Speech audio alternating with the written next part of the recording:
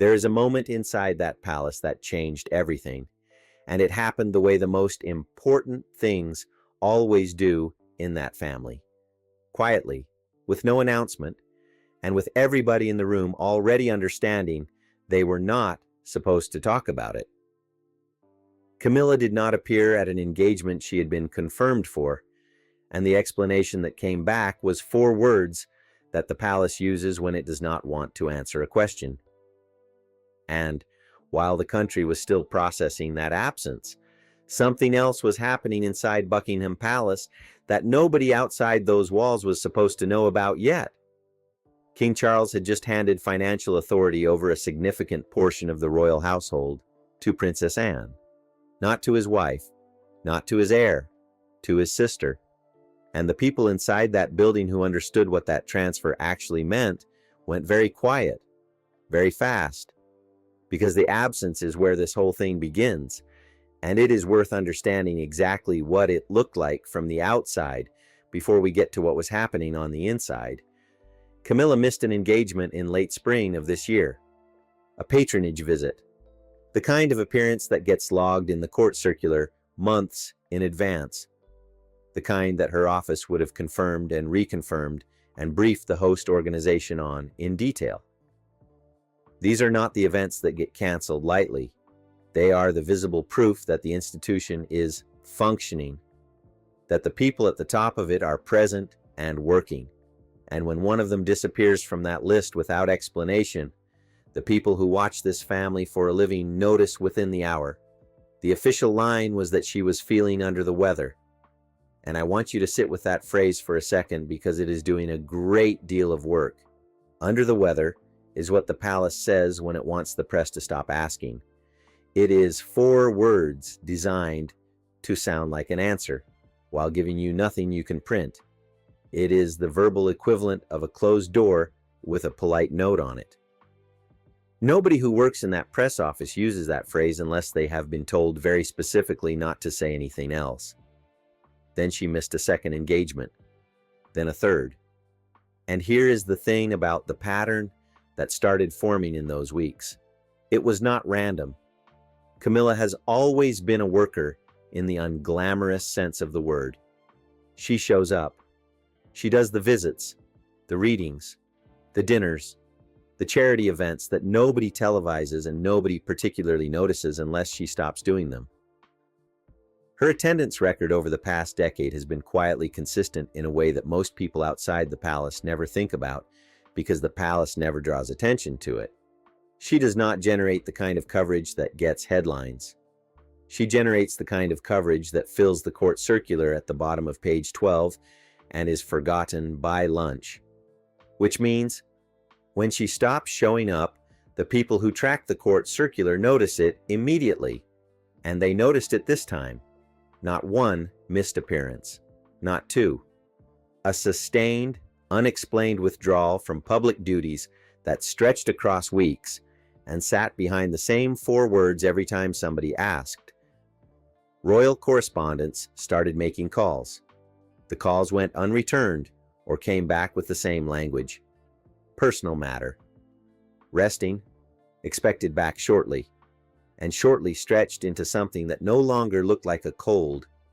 By the time the palace finally acknowledged that there was something genuinely wrong, the shape of it had already been visible for anyone paying attention. Camilla was not under the weather.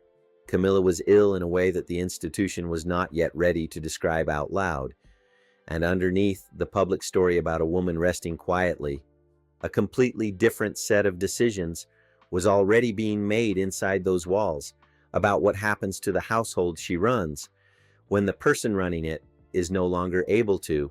Now, before we get to those decisions, you need to understand something about what the last several years have actually cost this woman physically, because none of what is happening now makes any sense without that context. And I think people underestimate it because the public version of Camilla is polished and composed and slightly formidable. And formidable people are allowed to look tired in public but are never supposed to look breakable. But think about what she has actually been through. She came into public life as the most hated woman in Britain. That is not an exaggeration, and it is not sentiment. At the height of the Diana years, she was receiving hate mail in volumes that required a dedicated member of staff to manage. She could not attend certain public events because the security assessment was that the risk of a hostile crowd incident was too high. She was called things in print that no person with any decency would repeat. She was blamed, in the minds of a large portion of the British public, for the destruction of a fairy tale marriage and the suffering of a woman who had become a global symbol of grace and pain. She spent the 1990s and the early 2000s absorbing all of that while maintaining a public face of dignified silence, because making any public statement would only have made it worse, and she knew it. She attended the events she could attend. She endured the ones she could not avoid. She watched the woman the public had chosen over her become a secular saint in the week of August 1997, and she said nothing. Then she spent the 2000s rebuilding, slowly and carefully, and with a patience that people who dislike her have never given her credit for. She did the regional visits. She built genuine relationships with the charities she took on. She was photographed at agricultural shows and book festivals and hospice fundraisers, and she worked at it year after year without the reward of public warmth for a very long time. Then the coronation came, May of 2023. And if you watched the footage of that day and thought it looked effortless, understand what was sitting underneath the composed expression. That was a woman who had spent 30 years walking into rooms full of people who did not want her there and performing the role of someone who had not noticed. And now she was sitting in Westminster Abbey with a crown on her head while the whole country watched. And whatever you think of her, that is not an easy thing to hold together. That is a person who has been running on pure discipline for a very long time, and discipline of that quality does not come without a price. The price has been physical. People close to her have said for years that she does not sleep well, that the accumulated weight of public life, the schedule, the scrutiny, the history she drags behind her into every room, has worn on her in ways that do not show up on the outside until suddenly they do. She is in her late 70s. She has been carrying this for 3 decades. And the body, at a certain point, stops accepting the terms of the arrangement and starts renegotiating on its own. That is what happened this year. And the palace's wall of silence around the details tells you more than any official statement could. Because when the institution says personal matter and means it, it usually means the person at the center of it has asked for the wall. And Camilla asking for the wall tells you that whatever this is, it is serious enough that she does not want anyone to know the shape of it. Now let me tell you what has actually been reported. And I want to be careful here because this is the part where a lot of coverage tips over into speculation dressed up as fact. I am not going to do that. What I am going to do is tell you what has been confirmed, what has been reported by credible sources, and what can be reasonably understood from the decisions the palace has made in the weeks since this started. What is confirmed is that Camilla has been absent from public duties for a sustained period this year beyond anything that could be attributed to a minor illness. That is not analysis. That is the court circular. What has been reported by royal correspondents with sources inside the household is that the issue is not superficial, that it has required consistent medical attention, that there have been periods where she has not been well enough to receive visitors at Clarence House beyond immediate family, and that the timeline for her return to anything resembling a full schedule has not been given to her own staff, which in that building is the clearest possible signal that nobody actually knows when normal resumes. Sources close to the household have described the atmosphere as subdued in a way that is specific to people working around someone who is genuinely unwell rather than strategically resting. There is a difference between a royal household on a planned break and a royal household managing a crisis, and the people who work inside these places know the difference in their bones. What they are describing is the second one. Now, I am not going to give you a diagnosis that nobody has confirmed.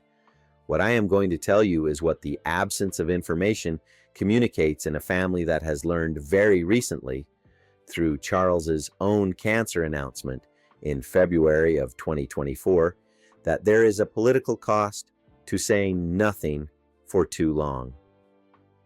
The palace knows that silence has a shelf life. The fact that they are still choosing it tells you that the alternative, which is saying something specific, is considered more damaging than the speculation the silence is generating. And the only reason a specific disclosure would be considered more damaging than unchecked speculation is if the specific thing is frightening enough that saying it out loud changes how the public understands Camilla's role going forward. Read that, however you choose. I am telling you what the silence is shaped like. I want to talk about Charles for a moment, because he is the person in this story that most of the coverage has skated past, and I think that is a mistake, because what is happening to him right now, watching this, is not a simple thing. This is a man who spent 30 years fighting for this woman. He fought the institution, which did not want him to marry her. He fought his sons, both of whom sat across from him, and asked him not to go through with it. He fought a public that met the announcement of their engagement in February of 2005 with a hostility that his press office spent months trying to manage. He has carried the private weight of what happened to Diana, the guilt of it, the public condemnation of it, the way that history sits in the room every time someone says his name, and through all of it, Camilla was the fixed point. She was the person he went home to. She has been the one genuinely private thing in an entirely public life. And now he is managing his own cancer treatment, the details of which the palace has kept deliberately sparse since that initial announcement, while simultaneously watching the woman he spent 30 years protecting become the person in the building who needs protecting most. He is the king. He has a full schedule of state duties that has been carefully reduced but cannot be reduced to nothing. He has a son who is quietly restructuring the institution around him. He has a daughter-in-law who is filling spaces that used to belong to his wife. And he has his own body, which has been making demands of him that are not always compatible with the demands of the crown. People who have been in the room with Charles in recent months describe a man who is tired in a way that goes past the ordinary tiredness of a busy schedule. He is present, he is engaged, he is doing the work, but the specific energy that has always animated him, the enthusiasm that runs underneath even the most ceremonial of duties, has been quieter than it was. And the people who know him well enough to notice the difference between Charles resting and Charles struggling are noticing the second one. And now his wife is ill, and the household around her is starting to make contingency plans that nobody is using that word to describe. He knows what those plans mean. He has spent enough time inside this institution to understand exactly what it looks like when the machine starts adjusting itself around someone who can no longer be the load-bearing structure they used to be. He approved those adjustments. That is the thing I keep coming back to. He was the one who made the call about Anne, not William, not the senior household.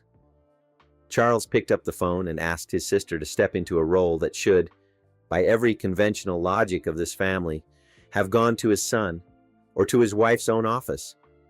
And the reason he chose Anne over either of them tells you almost everything you need to know about where the real trust sits inside this monarchy right now. Let me tell you about Princess Anne, because if you have been watching this channel, you have heard pieces of this before, but you have not heard all of it, and the full picture matters here. Anne was born in August of 1950.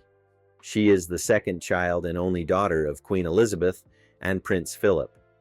She grew up in an institution that had very specific ideas about what daughters were for, and most of those ideas did not involve financial authority or institutional power. They involved representing the crown at suitable occasions and being photographed in the right hat at the right moment. Anne decided in her 20s that she was not interested in that particular job description, and she has spent the 50 years since then constructing an alternative one almost entirely through sheer personal determination.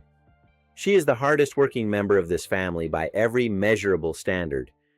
The annual engagement count that gets published each year, which is the closest thing to a performance review that this institution produces, has had Anne at or near the top of it for 20 consecutive years. Not Charles. Not William. Anne, a woman in her mid-70s doing more official engagements annually than people half her age, and asking for absolutely no credit for it. And the financial piece is important here because most people do not know this about her. Anne has run the finances of her own household with a discipline that stands apart from every other senior royal. She took no public funding for the vast majority of her working life beyond the basic allowance. She runs Gatcombe Park, her Gloucestershire estate, as a working farm. She has never had a sprawling staff or a generous expense account or the kind of household infrastructure that other royals treat as a basic entitlement. She lives, by royal standards, like someone who has thought very carefully about what things cost. And she has sat on the boards of institutions that manage real money for a very long time. She understands investment structures and charitable endowments and the kind of financial governance that most people in her family have delegated to someone else since birth. She is not a figurehead who rubber stamps decisions made by advisors. She is a person who reads the documents and asks the questions that make the advisors uncomfortable and then expects answers. Charles knows this. He has known it for 70 years. And when the moment came to hand authority over the royal household finances to someone he could trust to do it correctly, without drama, without political maneuvering, without an agenda beyond getting the numbers right, he did not have to think about it for long. Now let me explain what this transfer actually involves. Because royal financial authority is not one thing. It is a series of interlocking responsibilities. And understanding which of them moved to Anne and which did not is the difference between this being a significant institutional shift and this being a symbolic gesture. And it is not a symbolic gesture. The royal household finances operate across several distinct streams. There is the sovereign grant, which is the public funding mechanism that replaced the civil list in 2012 and which funds the official duties of the working royals. There are the private estates, Sandringham and Balmoral, which are the personal property of the monarch and operate separately from the public funding. There is the Duchy of Cornwall, which William now controls. And there are the individual household budgets, which fund the staff and operations of each senior working royal separately. What Charles moved to Anne is oversight of the household budget allocations, which sounds administrative until you understand what it means in practice.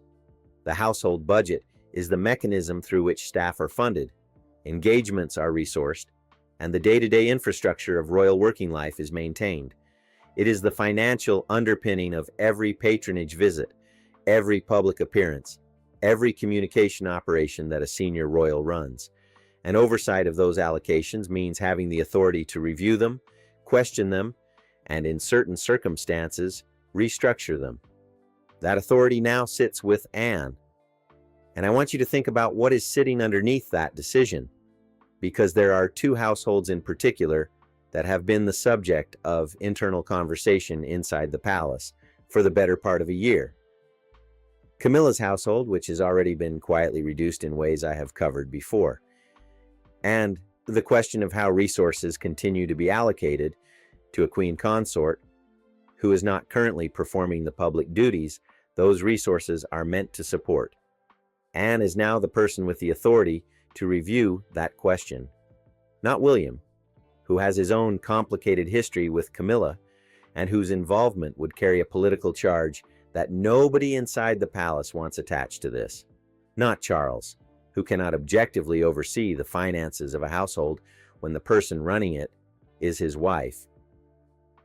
Anne, who has no personal financial interest in the outcome, no political agenda that anyone has been able to identify, and a reputation for institutional fairness that even the people who find her coldness difficult have never seriously challenged. The oversight structure was formalized through a document that was circulated to senior household officials in the past several weeks. It is not a public document. It will not become one.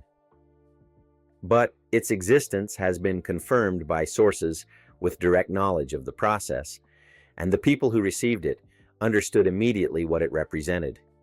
This was not a temporary administrative arrangement.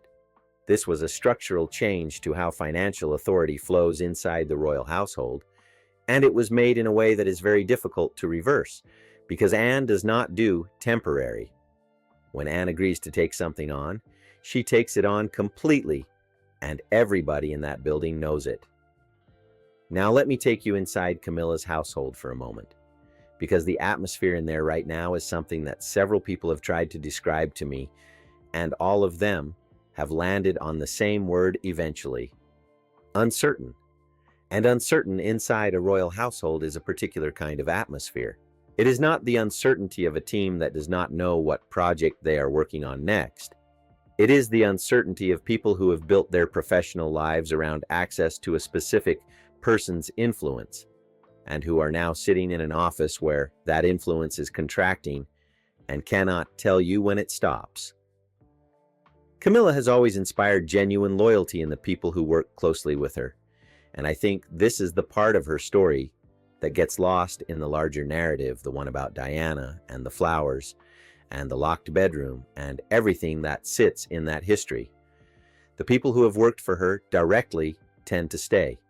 Her household has had a stability of senior staff that is unusual in royal circles, where the churn around some principles has been significant. She creates a working environment that people do not leave if they can avoid leaving it. That is a real thing about her, and it matters here. But loyalty is tested by uncertainty in a specific way. The question that staff in a contracting household always end up asking themselves is not whether they are loyal to the person. It is whether their future is still tied to that person's office. And when the answer to that question starts to look genuinely unclear, even the most loyal staff members begin the quiet mental arithmetic of people who have mortgages and career trajectories and children in school. Some of Camilla's staff have already been quietly redeployed as part of the household reduction that has been ongoing since the yacht scandal. Those who remain are doing more with less, which is the institutional language for a shrinking operation that has not yet been formally declared shrinking. And the new financial oversight structure means that the budget decisions, which used to flow through Camilla's own office, now go through Anne first. That is not a small thing. That is the removal of a layer of financial autonomy that Camilla's household has operated with since the coronation. And the staff who manage that autonomy understand exactly what its removal means. It means their spending decisions, their staffing requests, their resource allocations are now subject to review by someone who did not know Camilla's office existed 3 years ago, and who has no particular reason to be generous in how she reads the numbers. Several members of that household have had quiet conversations with people in other parts of the palace about availability of positions. Those conversations have not been confirmed officially, but in that building, a quiet conversation is rarely truly quiet, and the fact that these ones are happening at all tells you something about what the people inside Camilla's office actually believe about its future. And then there is William. William has said nothing, not publicly, not through his press office, not through the carefully managed background briefings that Kensington Palace uses to communicate things it does not want attributed to it directly. On this particular story from his particular office, there has been total silence, and I need you to understand what silence from William means, because with this man, silence is never the absence of a position. Silence is a position. It is the most controlled communicative choice available to him, and he makes it deliberately every single time. He did not comment when the yacht story broke. He did not comment when Camilla's engagements started disappearing from the schedule. He did not comment when the staff reductions happened. He does not comment on things that are moving in the direction he wants them to move, because commenting would require him to defend a position that is better served by letting events speak without his voice attached to them. The financial authority moving to Anne is not a development that William opposed. Sources with knowledge of the process have indicated that William was consulted before the decision was formalized, not that he made the decision. Charles made the decision, but William was consulted, and he did not raise an objection. And in a family where the principal players communicate as much through what they do not say as through what they do, the absence of an objection from William is as close to an endorsement as you are going to get. And think about the elegance of it from his perspective. If William had pushed for financial oversight of Camilla's household himself, it would have been reported as exactly what it would have been: a son using institutional power to close in on his stepmother at a moment of vulnerability.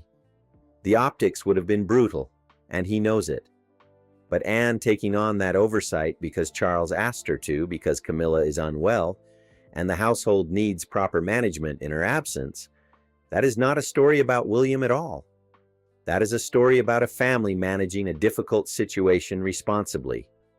William did not engineer this. He did not need to. He simply did not stand in its way. And for a man who has spent 20 years learning the difference between those two things, that is the most sophisticated move available to him. He is at Windsor this week. He is working. His office is running at full capacity. Catherine is covering a schedule of engagements that now includes several that originated in Camilla's diary. And William is watching all of it, with the face he has worn in public since he was 15 years old. Completely still, giving nothing away. The relationship between Anne and William is something that the coverage of this family has persistently underestimated. And I think it is underestimated because from the outside, they look like unlikely allies. Anne is 75. She belongs to a generation of royals whose approach to the job was shaped by Queen Elizabeth's model of absolute discretion and total institutional loyalty. William is 43. He is the product of Diana as much as he is the product of that institution, and the tension between those two inheritances has defined everything he has done in public life. But the thing that Anne and William share goes deeper than generation or style. They share a specific quality of patience that is genuinely rare inside that family. They are both people who have looked at situations they found unacceptable and decided, without anyone asking them to, that the right moment to act was not yet, and that waiting was not the same thing as surrendering.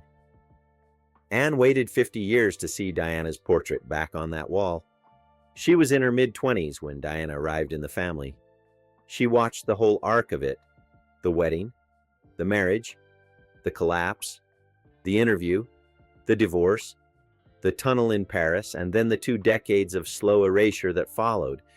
And she filed every piece of it away and said nothing in public and waited. And then when William was ready, she was there. William has been waiting since he was 15, waiting to have the authority to act on what he has always understood about the people and the institution around him. And in Anne, he has found the one person in that family whose timeline matches his own. They do not need long conversations. They do not need to negotiate or persuade each other. They see the same board. They read the same moves. And they trust each other with the parts of the plan that cannot be written down. Charles understands this alliance. He is not afraid of it. He built it, in a sense, by giving Anne the financial oversight role instead of rooting it through William directly. He is using the relationship his children have with his sister as a stabilizing mechanism for a household that is under pressure from multiple directions at once. That is not a man losing control of his institution. That is a man who has spent 50 years inside it, making very deliberate use of the people he actually trusts. Now, let me be straight with you about where Camilla is. because this is the part of the story where the honest read is harder than the dramatic one, and I think you deserve the honest one. Camilla is ill. The illness is being managed. She has access to the best medical care in the country, and she has a husband who is not going to let anything be neglected on her behalf, whatever else is happening around him. The palace's silence about the specifics does not mean the situation is worse than is being managed. It means the person in the middle of it has asked for privacy, and the palace is, for once, actually giving it to her. What we do not know is the timeline. We do not know when she returns to public duties, or in what capacity, or whether the version of her public life she returns to looks like the one she had before. And that last question is the one that actually matters, because the household has already been reduced. The budget oversight has already moved to Anne. The engagements have already been redistributed to Catherine. Those things did not happen because of her illness. They were happening before it. The illness has simply accelerated a restructuring that was already in motion. And the question of what she comes back to is not one that the palace is currently answering, because the answer depends on factors that nobody is in control of right now, including what Charles's own health looks like in 6 months, including what William decides to prioritize as his institutional authority continues to expand, and including what Camilla herself decides she is willing to fight for when she is well enough to fight. She still holds her title. Queen Consort is not a position that gets taken by a budget restructure. She still has her formal place in the institution. She will still walk beside Charles at state occasions, and her name will still appear in the court circular, and she will still be, on paper, the second most senior woman in the British royal family. But the substance underneath that title has been shifting for a year and a half. The staff is smaller. The budget is under external oversight. The engagements have thinned. The briefing documents have narrowed. And the woman filling the spaces she used to occupy has been doing it with a competence and a warmth that makes the substitution look natural rather than imposed. And now Camilla is sitting somewhere quiet while the institution continues without her. And what it is producing without her is exactly what William and Anne and Catherine have been building toward. A smaller, tighter monarchy centered on fewer people, with cleaner financial governance and a greater transparency about where the money goes and who benefits from access to the crown. That is the project. It was the project before the yacht. It was the project before the illness. The illness has just removed the last significant internal resistance to it. Let me put the last piece in, because there is one thing sitting underneath all of this that I have not said yet, and it is the thing that makes this whole story mean something beyond the internal politics of a very unusual family. Camilla spent 30 years doing something almost nobody believed was possible. She came into public life as the villain of the most watched royal love story in British history, and she remade herself into a queen that the country, if it never exactly loved her, eventually came to accept. That is not a small achievement. That required a discipline and a patience and a willingness to absorb public contempt without reacting to it that most people would not survive. She earned her place inside that institution through sheer endurance, and the endurance was real, whatever you think about the history that made it necessary. And now she is ill, and the institution is continuing without her in ways that are not being announced and not being explained and not being attributed to anything except administrative efficiency and the sensible management of a household in a time of change. And the person who has the authority to review her household budget is a woman who has never once bowed to her. And the person filling her engagements is her stepson's wife. And her stepson is standing in the background saying nothing, with his hands completely still, the way he learned to stand when he was 15 years old, walking behind his mother's coffin through the streets of London. Diana's portrait is on the wall at Windsor. It has been there since the evening William carried it back into the room where it always belonged. It is not coming down. The wall it hangs on is the wall Camilla has to walk past every day in a house she spent years reshaping around herself. And now, the house is being reshaped again, this time around her absence. And the woman overseeing that reshaping is the one person in the building whose patience is longer than her own, and whose memory of every decision made in that household goes back to 1973. Camilla built her entire security inside this institution on one thing: Charles's ability and willingness to protect her.